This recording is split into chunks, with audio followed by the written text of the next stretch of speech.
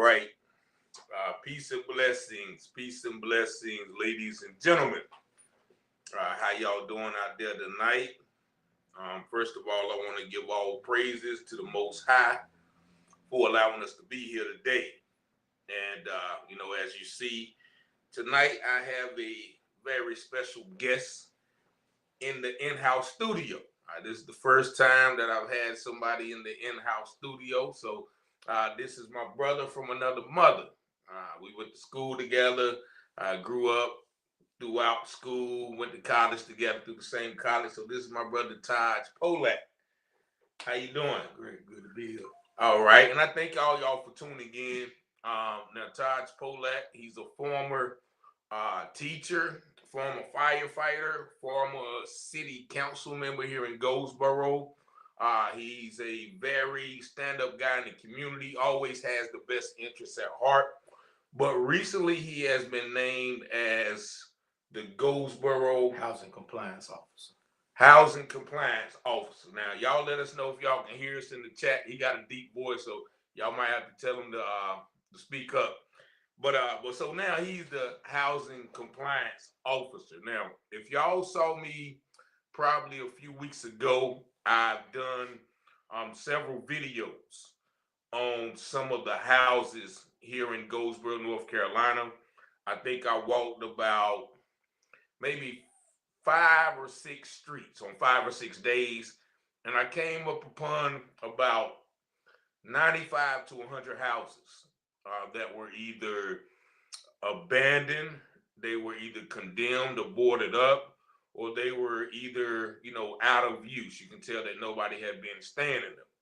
And so I mentioned one time, I said, because I forgot, we had already talked about, the housing issue in this new position. How long have you had a position? October 2nd was my first day on the job. All right, so he's been on the position probably about 2 months now, right? But we had talked earlier when I congratulated him. He was giving me something about the process of the housing. And so I mentioned on the video, I said, yeah, man, my homeboy is got appointed to something to do with this. And I didn't know it was the exact position. But then somebody called and was like, yeah, man, your boy was talking about you and throwing you under the bus. And so, I whoever you was, I don't like that because you were trying to call dissension with me and my guy. But, he understand what I was trying to say. So this is what we are here to do tonight because a lot of you were in the comments as well showing that, okay, well, this how it looks in my neighborhood in Ohio. This how it looks in Philadelphia. This how it looks in Delaware. This how it looks in Oklahoma. This how it looks in Nebraska. So evidently, this is not just a problem that's central to Goldsboro, North Carolina, where houses are left abandoned or blighted or, out of use. So I brought my brother on to explain some of the issues, some of the processes, and, give us some knowledge about this particular housing situation. And so just start off like what does your position entail? So before we start the interview, I want to preface by saying that I want everybody to utilize home ownership. You notice Richard and I did a video about 2019. We were spitting out some terms like gentrification, redlining, gerrymandering, things of that. This all coincides with what we see happen within the urban center of our communities. But to answer your question, in general, my job directly is to focus on dilapidated structures, areas that are in a state of blight.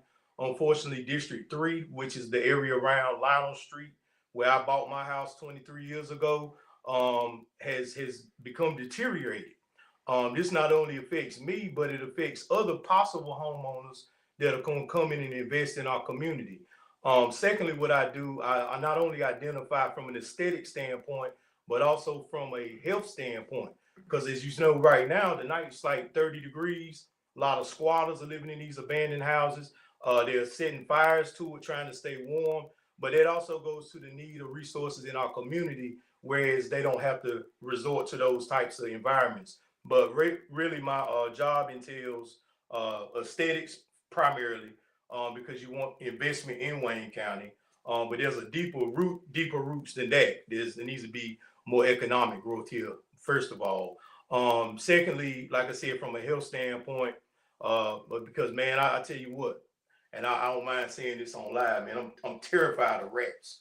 I didn't know my job until me going in houses, man. I had about a 14 inch, people call wolf rat, but it's a wolf rat, crossed my feet, man, and I almost jumped out my shoes, man. But you know, you all also we go inside homes. Some things are having to be sanctioned by the health department to make sure that they're habitable living conditions. So my job entails all that too. Oh, okay. So now, honestly, now because somebody told me before you got that position, the individual who was actually in that position was not performing, I guess, to the best of ability. Now, I don't know if you know who that was, but was there a position before you got that position? So basically, what the department see, technically, my job should be in the inspections department. I'm currently in the planning department, but I'm not co-signing for anybody. But now, being in that seat, the man that had that job wore a lot of hats. Not only was he giving people tickets for their license plates not being on their vehicles, he was overseeing grass that was too tall. I mean, man, look, right now I got a list of at least 200 dilapidated structures. In Goldsboro, right? 200 at minimum now. That's just what is that I came in off. I don't like to say I inherited a workload, but the process is so lengthy, and we'll get into that, you know, later in the conversation. But I was ignorant to the fact when I was on the council, I'm looking at all these houses because I live in close proximity to the pig, and I'm like, there's this one house right across from the pig, and everybody's been by the pig know the house I'm talking about. It's boarded up. You know what I'm saying? It's collapsing the value of the real estate in the area. So even my house, not looking at it from a selfish standpoint, but when you have these houses, to prove your point, these vacant, dilapidated structures are hindering the growth and the development in the surrounding areas. So, you know, I took a meaning to that, because like I said initially, I want, you know, the term affordable housing is being tossed around a lot, but in many cases, affordable housing is still rental housing. You know what I'm saying? Like they're building these beautiful apartment complexes, but they charging $1,500 a month, $1,200 a month rent. Rent. So that's not affordable. To me, that's not affordable. I'm paying a $650 mortgage, which in 4 years, it'll be mine. Whereas rent is never yours. So we spoke on that, and I want to educate the listeners to know that there's investment property in Goldsboro. Unfortunately, we're being outsourced by, I hate to say it, but a lot of immigrants are coming in, purchasing homes because they get entitlements from the United States government to allow them to afford these properties. Then in turn, they fix them up, they flip them, then they rent them to us. And I see that. I see a lot That's of what's happening. Hispanics in areas where there would normally be people who look like me owning the houses. Now, but whose fault is that though? That's ours. That's our and fault. I'm gonna be real with you and the listening audience. We see Miss Mabel or Miss Sue Ann live across the street. Her health is declining. Her apartment, her house is deteriorating, and we're looking at it. We're witnessing this right in close proximity. We in Webtown. All the businesses we said before were black owned and established. I don't care what part of the country you go in. If you go to an Arab store, it was once a black owned store. They just came in and slid in the door and took over what we built. That's all over the country. You said that when you went on your tour, you saw the hood. I just went to Wilmington and stopped at a corner store, and I was trying to get some information on the Wilmington riots. I said, well, maybe a black person on this. I walked in. Of course, it was a Yemen, wherever, Syrian, wherever he was from the Middle East. So I was like, and I asked, I said, do you know anything about the Wilmington riots? He was like, nah. Don't even know the history. So don't even know the history. But you go ahead. I'm sorry. So to prove the point, man, unfortunately, so it's kind of going in full circle. So originally, like the deed to my house, which my house turned 100 years this year, and I went to the register deeds to look at the properties, the ownership. When it was built, of course, it was a white neighborhood. The deed, original transfer of the deed in 1949, said that this said property, my address, is not to be sold or leased to a Negro. So right there, the law of Wayne County specifically stated that that house cannot be owned by somebody that looked like me.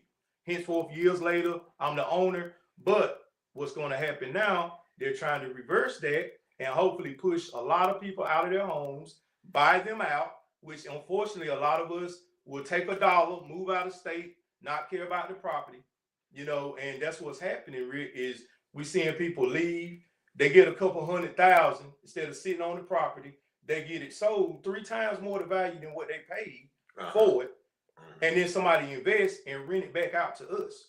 Okay. So we're basically forfeiting what we or our ancestors worked to get.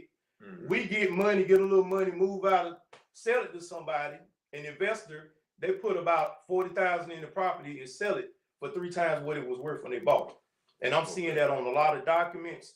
North End area, primarily, like I said, District 1 and District 3 are the primary districts. If you don't know those districts, North End and that extends out to Swan Street, John Center on that side by the park, all the way to Dewey, Greenleaf, and District 3, primarily, of course, is by the Piggly Wiggly, Walnut, Mulberry, all those, Carnegie, Daisy, all those in those areas right there. So if you go down North End, you'll see a lot of investment, but it's not us.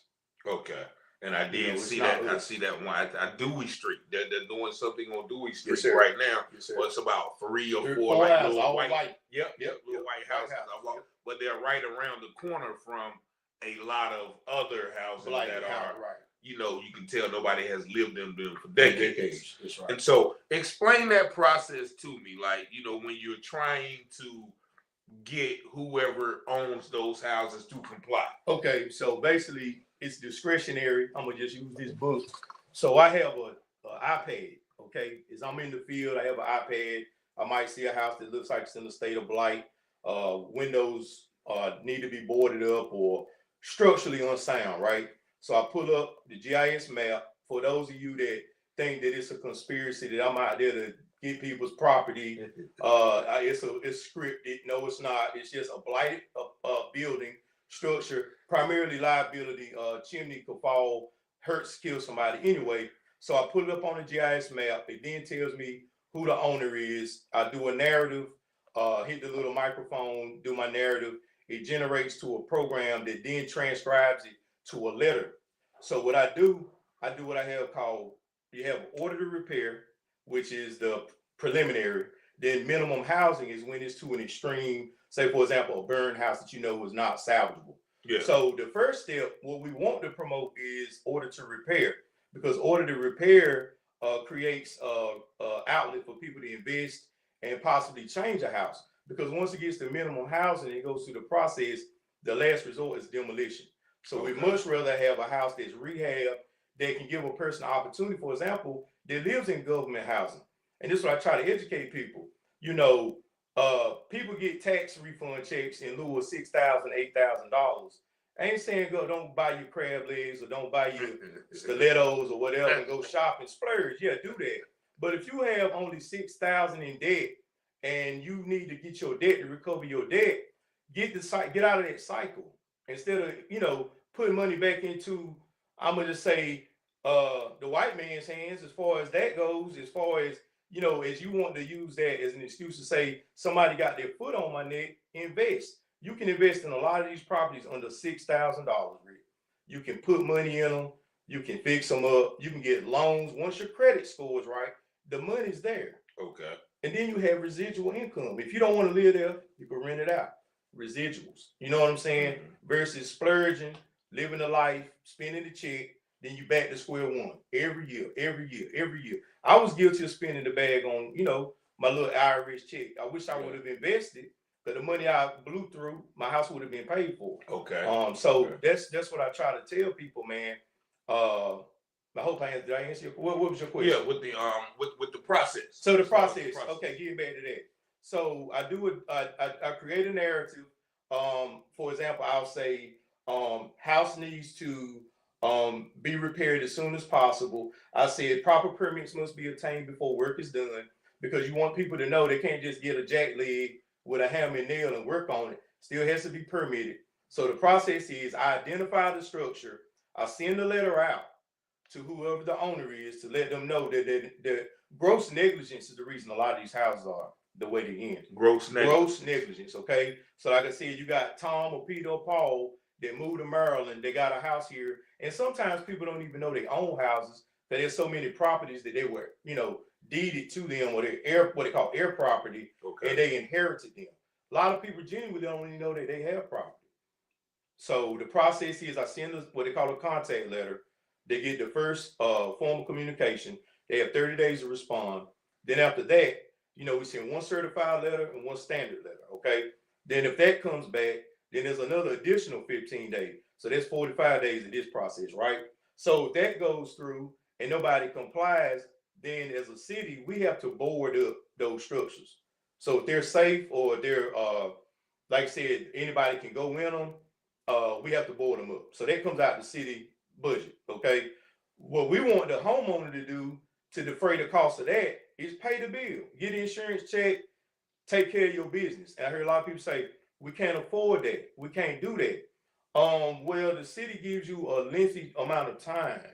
And there are programs, if you go to community relations, for example, that's Miss Felicia Brown. Okay. They will assist you with resources that my office can't. I have a lot of people say, well, also, I have a slumlord. There's mold, there's floors that are spongy, there's this and that. Now I'm gonna tell you now, if I do an inspection and I'm governed to go by the general statute of North Carolina, first of all, we don't detect mold. We don't have a lab at City Hall. Okay. So there's a difference between mold and mildew. I'm not a scientist. We don't do that. Okay. I'm an inspector. I can look at the rafters, see if they 16-inch on center, that. But as far as identifying mold and mildew, but if there is an infestation or it looks like there's mold, then I have to go by general statute. And at that point, you gotta get out. You will be homeless at that very moment. Wow. Because I have to deem that uninhabitable. You see what I'm saying? So that's part of what my statute that I'm governed by. You have to be. So I try not to. Is there a way that the landlord could be liable for paying their bills until they? I really wish there was more execution of the law from a civil standpoint, because I'll be honest, man, and it breaks my heart. Landlords. Have you came across that? Oh man, I've gone to war as in the past. Not to mention things, I've gone to war for people. It's backfired on me, but I'm still gonna keep that energy. Yeah. Because when you do wrong come back to you. Okay. So what I'm saying to say this is, I wish there was a way that these predatory landlords, I call slumlords, could be civilly tried or held accountable, man. Because what's gonna happen, and I've seen this, the landlord will say, well, if you complain about this, I'm going up on your rent. Yeah, or they kick them out. Or they kick them out. Yeah. And that's unfortunate. And that's why I also encourage the ownership aspect, because when you're an owner and everybody say, well, maybe I'm not in a position where I can, but there are a lot of resources I want people to just take advantage of, because there's no reason for people to be paying 3 times more in rent. And that's what saddens me, man. I had a former council member call me. He said, man, I'm going to call such and such, and I'm going to make sure that we're going to get a gridlock on these rental rates. Look, it's happening all over the country. If you give me a recipe for how we can resolve inflated rent, then give it to me. I need it. Because people don't need to be threatened or accosted because they can't afford the rental rate. And then when their landlord isn't handling the problem, then they're threatened. And that's unfortunate. That's why I took a passion to this position, because there's a lot of properties. I don't know if you recall Jefferson Court. I grew up in that neighborhood, right? Mm-hmm. Jefferson Court, when they were making a proposal about the renovations on those apartments, they literally spent $40,000 per unit to repair an apartment rental. However, they could have invested in these dilapidated structures in less than 15, put roofs, windows, and everything to promote home ownership. But that goes to show you the mindset of these big investors. Yeah. They're not concerned about you leaving an inheritance. They're more concerned about their property. Yeah. And that's the more you live there, the more they're gonna make. They don't want you to get out. Exactly. So so with the process, I know you mentioned, like, okay, when you deem a building, you give them the order to repair. Order to repair. So I always start out with that. Okay. Order to repair gives them an option to invest in their own property. save it, not let it go over, get into a lien with the city of Goldsboro. Because what happens is, so let me just break that down. Order repair. So I send out these phases of letters, right? Okay. A person also has the right to activate a 180-day time frame where they say, I need a hardship. Okay. So that adds to that 45 days. Okay. My math ain't on point like it should be, somewhere around 225 days in total at that point. Perfect. We're almost at a year. Yeah. Okay. Okay. Am I right on the math? Yeah, right. Okay. So we're here at a point now where a person has 225 days on that. Then once we do that, I can then, if there's nothing done, the house is deteriorating more, I can take it and turn it over to minimum housing. Minimum housing is the last phase because now we've extended the time. It's not like we're trying to cause anybody to lose their property, but you also have to be accountable too. Because not only are you creating an environment where that house might be infested. There's a house on Herman Street now. There's no sewage. There's holes cut in the floor. There's literally buckets sitting under chairs with holes where people are defecating. That's a hazardous environment.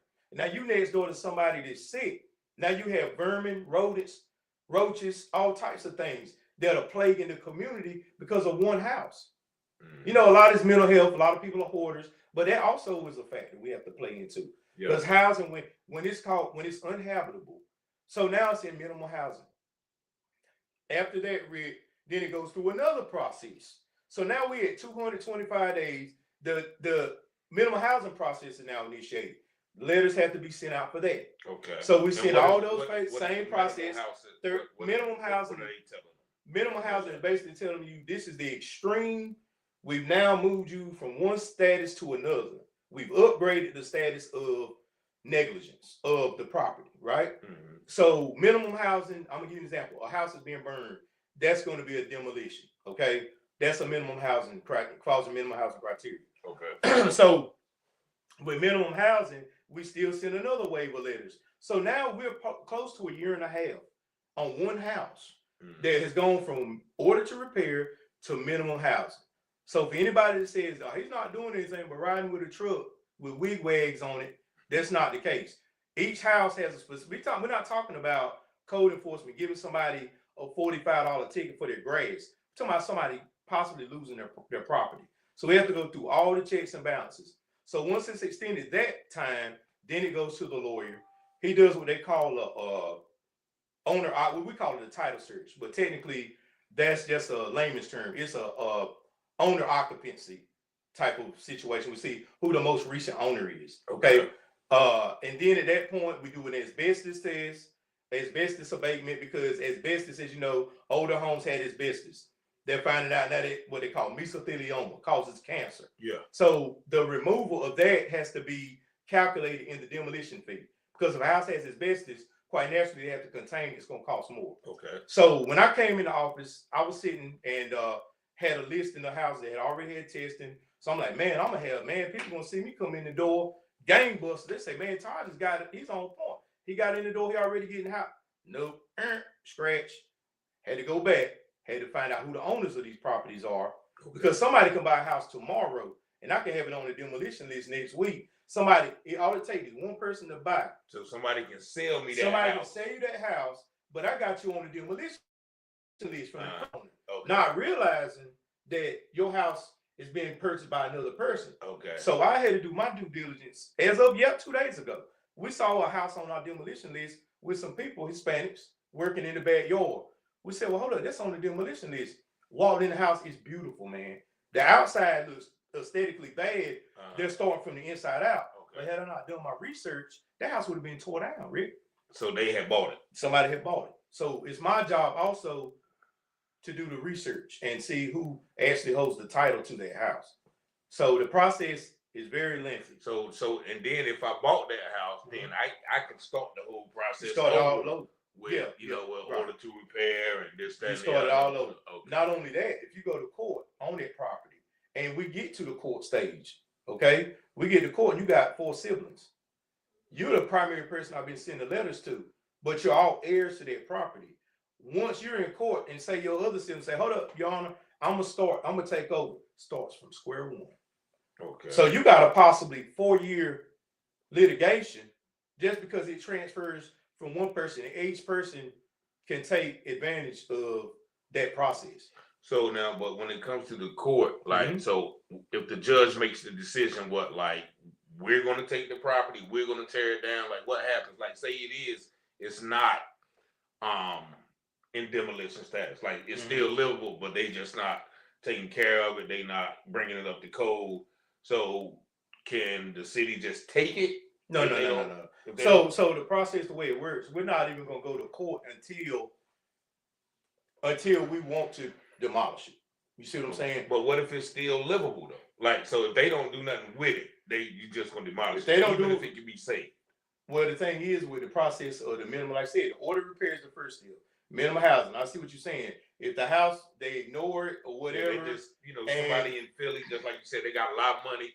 I know I own the house. We ain't cutting the grass. Well, see, this is the thing. As you notice, there's a lot of houses that's boarded up that are structurally sound. Yeah. Those houses are not going to be tore down. They're not going to be tore down. The houses on that demolition. What are they? The houses that are going to be torn down are the ones that the roof is caved in. Yeah, I know. Where we know there's no floor. Yeah. Where there's no structure. Those are the ones that we are deeming liabilities. Okay. If for that case, to prove your point, the house around the corner from me by the pig, it's been boarded up for 10 damn years. Yeah. And it's still standing. Yeah. Because it's still structurally sound. So but aesthetically it doesn't look good. What is the process to that property then? Like, so right now, somebody who was looking to buy that property. I pray they will. I pray they will. But I think she looked at it and she was like, it's just too much work. It's a lot of work. So ergo, what we deem aesthetically unpleasing, and people might say, well, they're using him to tear down this. No, actually, rehabilitation is my goal. Because ultimately my goal is to ensure ownership. I find it to be less expensive to invest in one of these houses than somebody to pay rent for the rest of their life, Rick.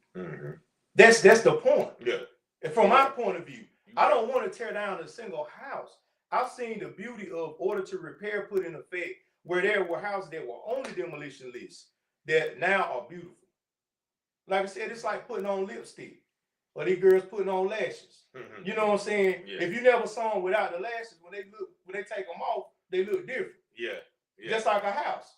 Yeah. If you see that house in its true glory and never seen it look bad, you can see possibility. But if you've never seen the possibility in something and it looks bad off the gate, you don't know what it has the potential to be. So I'm looking at it from an abstract standpoint where I want to see the possibility of what it can. I'm seeing them at their ugliest stage, and I want to see the possibility. Not only that, I want to see us invest in living in it.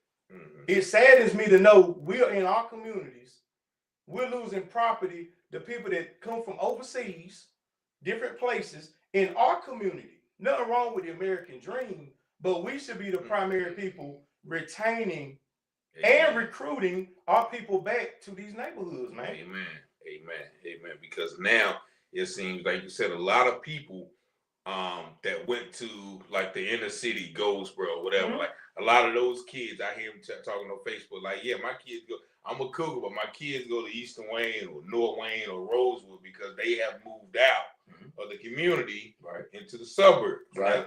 And you said you think that's the goal. That's the goal. That's the goal. You think about it. Like you said, you made a great point. We moved from the urban hub out to the suburb, but who's coming back in? Yeah. Look at it. Yeah. It's happening all over. Yeah. My mom, we talked about this. My mom's from Harlem, New York. We talked about the gentrification. Not assimilating this, what we're talking about tonight to that, but just use your logic. The people that once wanted to go out in the suburbs, not be around the inner city, are now realizing the inner city is where it's at. Yeah. Okay. Now we're out there because we think we're a part of the great piece of pie. Yeah. We moved out there. Got you. We got y'all out here. We're coming back. But that's what's like happening. You said, full circle, because back in the days we were out in the country. We were. And then they were, we were. They were in the city. Right. You know what I mean? Right. So it's it's all a cycle, man. Like I said, what goes around comes around. Wow, man. So so what would you advise people to do if they are like people like me, like people, and it's been put in my mind like, hey, let's see what we can do to get some of those properties. Let's say, like to say, so what would you advise? Buy back the block type mindset. So what I would advise people to do, man, if you see a property that you feel you would want to invest in, go to the rest of these, man. I was down there 2 hours yesterday, and what they do, they have great, staff. They allow you to go back, look through the archive, or they'll assist you. So if you have multiple properties, you know what I'm saying, they'll help you. You know what I'm saying? But they'll go to the back. I had a young man help me yesterday, Mr. Lucas. Shout out if you're watching. Helped me real good. And man, what you can do, you can look at all the properties that you're interested in, see who owns them. It provides public record, provides contact information. Hey, you might want to negotiate. Hey, you want to buy this property? And, maybe they're over their head and what their cost is. Unfortunately, a lot of the elderly, man, which I have a bleeding heart for, their family have left them. They can't afford to get the work done. So you can't fault the city.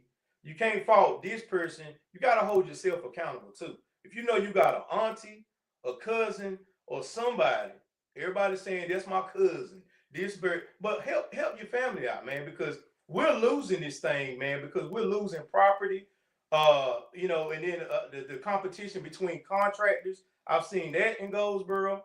Our own people are trying to knock other people's criteria. I've seen and heard so many contractors in the office talk about somebody not being licensed, somebody doing that, throwing shade, when we should be helping each other collectively work and buy back our community.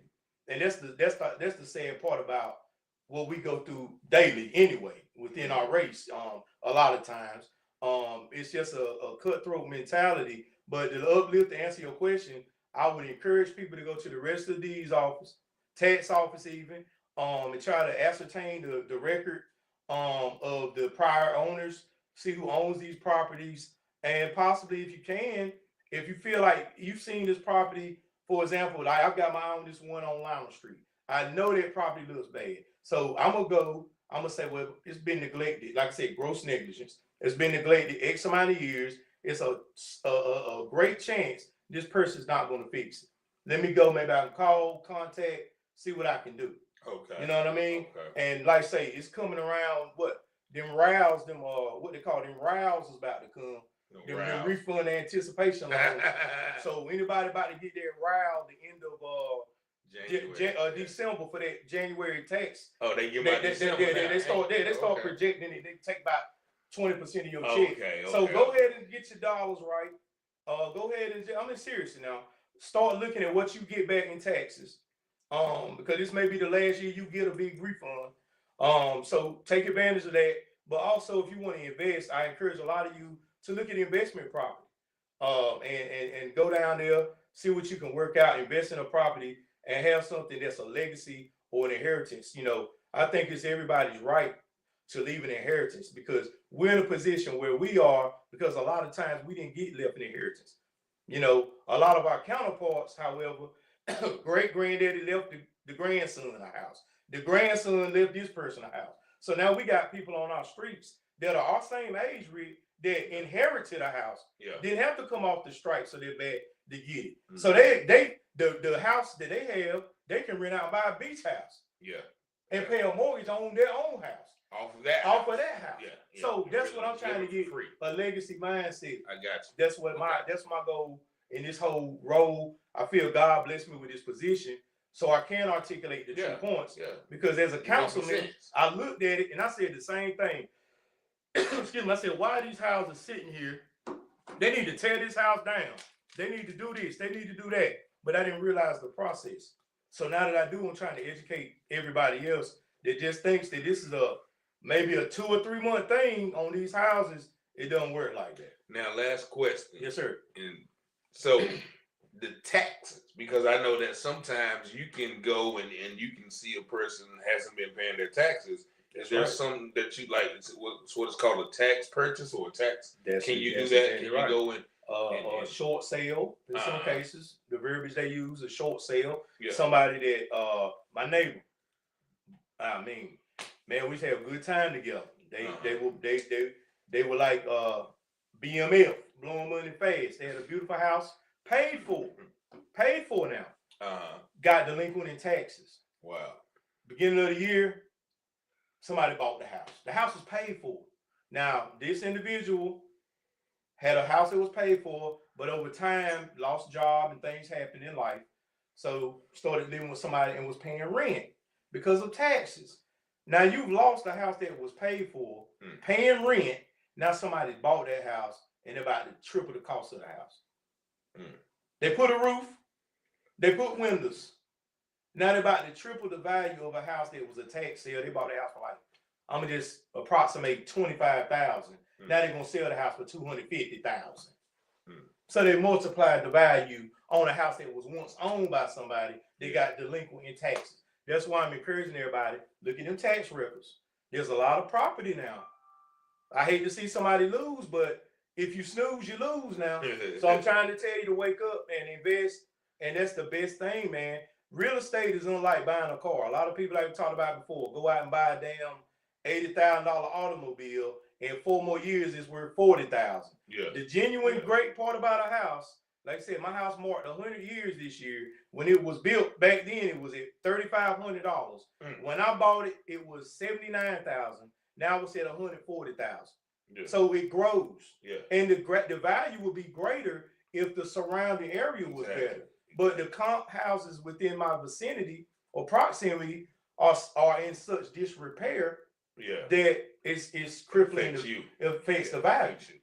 You know, and everybody's saying, well, you're just focusing on houses in District 3. I've heard this, so I've got a rebuttal for that.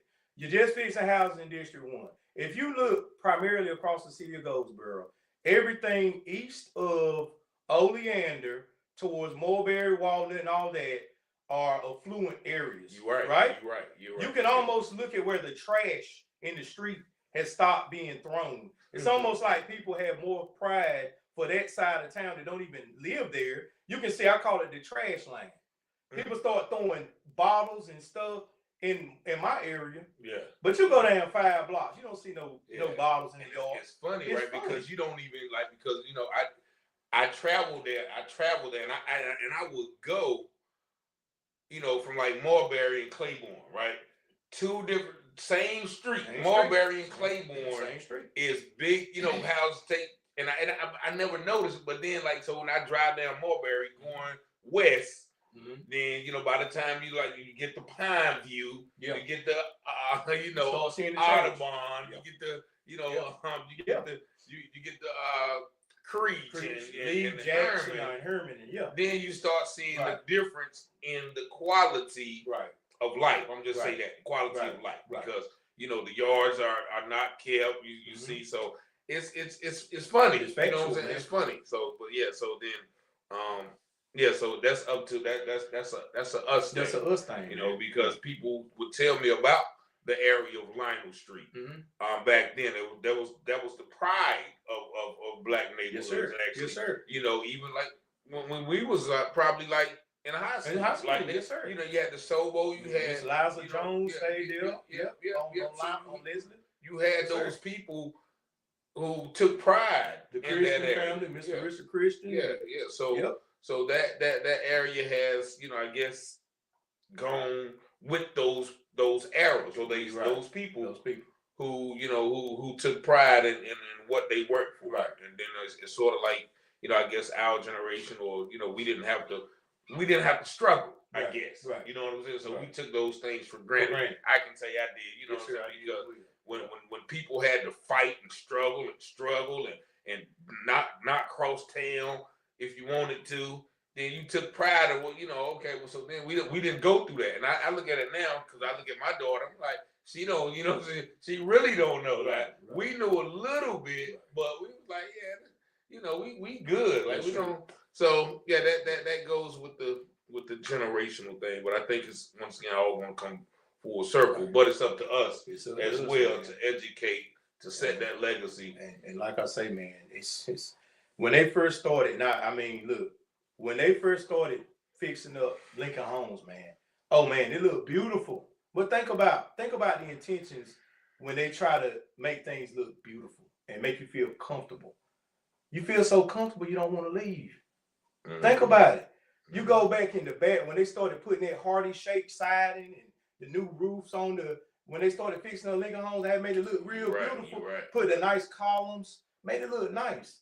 Now they're building these developments like they got out there in Rosewood, these duplexes, Laurel Points, some of them damn things is nice, man. And I didn't know they were affordable housing, or you see what I'm saying? Yes, income based. You go to Raleigh, you go to North Hills, some of them same developments are looking like these same minimal housing, affordable housing, because they know the investor is profiting. Like you said, when you was up there in Virginia and you talked to the young man who inherited the investment properties. Yeah. Okay? Those tenants are not going to benefit from that. Nah. But that young man whose granddaddy or daddy was the investor, that's what, a month. And that's what they're trying to promote. It's not a conspiracy, it's fact. They're trying to promote more of us into a mindset of rental under the guise of affordable housing. Oh, okay. You see? Okay. Because it's rent. But instead of us being able to leave the legacy. It's more affordable to buy. It's more. I'm gonna share a true testimony, man. When I first got my house, man, I was a little over my head. I was almost on the verge of a foreclosure. But guess what, Rick? I went 3.5 months before they sent me letters where I was delinquent and not making a mortgage payment.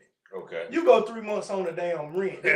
You're gonna be you see what I'm saying? So they even work more with you to keep your home because they don't want the home. They want the money. They want the money. Yeah, they want. But the flip side of it, you're gonna own it one day. Yeah. So I share that testimony very candidly because I was once in a position where I was gonna lose my house, but ownership, they give you more chances. You see what I'm saying? Yeah, if your water heater go out or if your HVAC go out, it's on you. But that's ultimately, what that helps with as well. Yeah. You know what I'm saying? But on the flip side, for those that are renting and the landlord is threatening to inflate your rent because you're arguing about something that you're entitled to, then you're still being taken advantage of. Taken advantage. So I want to encourage everybody. Like I said, I won't be sarcastic, but everybody is about to get that round. And you know that money coming. Think about the investment opportunity. You can splurge next year. You know what I'm saying? You can save. You get $4,000, spend $1,500, but also get your credit right and invest. Next year you'll see some houses, or you can get a loan, like you said. People having to pay back what PPP? What they call them? Loans now. Yeah. They took the money for that. Whereas if they had a nest egg aside, they could have invested in something else, man. I'm just saying, I see it all the time.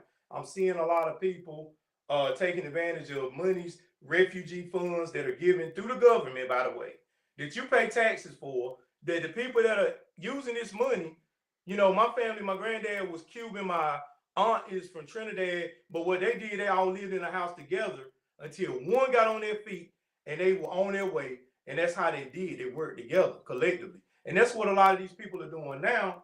They have a skilled trade from their country. They're architects, they're carpenters, they're electricians, and they come together. They work together on an investment property, and then they end up ultimately renting the property back out to you. And we've been standing across the street from Miss Mabel, Miss Sadie, right across the street in our own communities. And we're seeing this, and we're not taking advantage of rehabbing our own communities. That's true. Appreciate the super chats. I see y'all out there. I can't reach the screen today, but I see y'all out there. I appreciate y'all for tuning in. And I just had to bring my brother up here because we talk a lot about what's wrong in our communities, but this is another part of what's wrong as far as economically. So sometimes we get economic power, and we are able to take ownership, then a lot of other things will fall into place. So I definitely thank y'all for tuning in. If you can read that many comments. Yeah, you're right. Like I say, I see the comments about it's all about priorities too. Yeah, you're right. Exactly. So the only way we're gonna come Clifton Cox. That's Gerald Cox. Okay, what's up, Gerald Cox? Peace and love. Appreciate the super chat. Hello, gentlemen. How many abandoned homes are there in the city? I'm gonna say approximately, like I said, I've got 200 dilapidated. Now that doesn't just include vacant. But if I were to say, since my 2 months of being on staff, and I would say there's at least over 200 that's probably vacant. I mean, the dilapidated structures are to a point where they're in such disrepair, they are probably considered condemned, condemned structures. Okay. And so a lot of people talking about credit. You know, some people saying, well, people don't have the credit to get a loan. Now, some people said, Jay Glover, my man, said, Kickoff and Self are some of the apps that helps you with their credit. I can attest to that as well. Just to chime in, Rick, and I know this has been over 4 years ago. Like I said, this has been a passion of mine for a long time.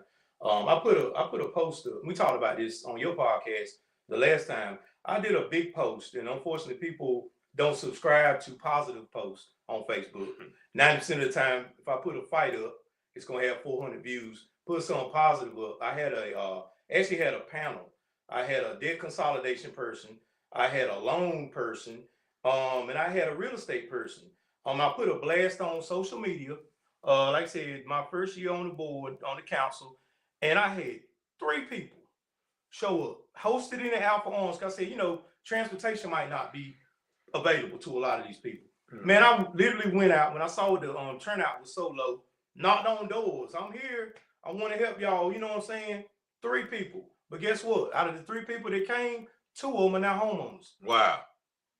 And I'm sure the young lady wouldn't mind me speaking her name, Miss Washia Barnett. Okay, I know her. Yes, sir. Okay. She came to the meeting, and now she's a homeowner. Wow. Because she was there. You see what I'm saying? A lot of people say, I didn't know, I don't know, or this. Like I say, people go to Sheen, people go to Temu, people Google what they want. But when it's something that affects you, you know what I'm saying? Victimhood can always be the case. You know what I'm saying? Yeah. Coulda, woulda, shoulda. You know what I'm saying? There's resources out there. If anybody can do nothing but say, Google, how do I repair my credit? How can I buy my first house? How can I do this? I'm sure, as my man, whoever said, showed you the app. What was that? What were those 2? Kickoff and Self app. And I use Self myself to get my credit right. Right. So, utilize that. And like I said, that's the major thing. Personal accountability is always been my motto. Because my mom raised me where I never claimed victimhood. I had a single mom. I fell under the same model that a lot of people say. My mom worked her ass off to take care of a house of 3 people. And from 13 years old, a lot of people say, "Oh, you're a mama's boy." Definitely the opposite of that. She put me out when I graduated high school. So I had to get it like I did. I stayed in my mom's house since the age of 17, 3 months in my life since I graduated high school. So definitely the opposite of that. Homeowner at 24, and this can be the same livelihood to anybody. And that's my goal. I want to see everybody come up. Like, that's why I took this position, because I wanted to identify housing that could be salvaged, houses that could be bought, and houses that we could build back our communities. It's not about tearing them down, it's about building them up. Okay. And I can attest to everything, this gentleman said. He has a heart of gold. Sometimes, as he mentioned, it gets him in trouble because, he fights for people that sometimes don't fight for themselves. And then sometimes, as I've seen too, when you fight for people so hard, you put yourself in position. Right. Then you have to bear the brunt of the repercussions when they don't do their part. Right. Or, what I'm saying? So I definitely, man, this is a good brother, man. This is a lifelong friend, brother. Yeah. His mother always been there encouraging, so this is my brother, man. I just had to have him come on, and, we're going to have him come on and talk some more. Even before we, a classmate of ours had passed, and even before the show, he said, well, man, look, let's go over there first. And then 94. Well, I mean, I still say that. But 94, they pride for class. We was in the same high school together. We was in the 9th, they was in the 11th. We was in the 10th, they was in the 12th. Like, so, and rest in peace to our brother Tico Parker, you know, who passed. But you know, that's just his heart. He was like, man, let's go over there first before we do this. But you know, but you know, I just support my brother. I celebrate him because once again, I've learned some things from him, and he's actually put a fire under me to say, okay, let me take, you know, what little bit of change I have and start looking, you know, into doing something like that, or into getting groups of people, maybe some of yourselves, to invest as well. So I thank my brother. First of all, thank you. I know I wasn't able to read all the comments tonight because, you know, I'm not that close to the screen, but I definitely appreciate y'all for tuning in, the super chats, and all of the information that you shared. So make sure you like, share the video. Is there anything you want to share with the people before we go? I just want to say, man, it's a blessing to be able to be used as a vessel or conduit to educate the people. And you have an awesome platform in education, man. Like I said, self accountability, personal accountability is always paramount. And like I said, this is going to be, I don't know how you voted or what you feel, but this is definitely going to be a time of revelation and what we need to do. And this is a revealing conversation that's being had. And like I said, appreciate your platform. Your studio is beautiful. I like it. So I'm glad to be on the debut edition of this podcast inside the Taylor House Publishing. Appreciate it, man. Appreciate it. And that's, man, that's what he said. I'm gonna leave y'all with a scripture. It says Hosea 4:6. My people are destroyed for a lack of knowledge. Because you have rejected knowledge, I also reject you as my priest. Because you have forgotten the law of God, I also will forget your children. Now, he mentioned knowledge about real estate and sending a legacy, right? He's given us knowledge. God has given us knowledge what to do with our money. But if we reject our knowledge, then he's also going to reject our children. Why? Because we are not leaving our children anything to prosper off of. So, you know, I thank my brother for the knowledge, and you know, I hope it's been something blessing to you. And you know, y'all make sure y'all check us out once again. I'm gonna have him back, you know, some more conversation as time goes on. And you know, he's definitely a brother with a lot of knowledge on a lot of different subjects. But this is just one. So once again, we thank y'all for tuning in. I thank you, my brother, and we gonna get up. Peace and love, man. Y'all have a great night. We out of here. Yeah, that was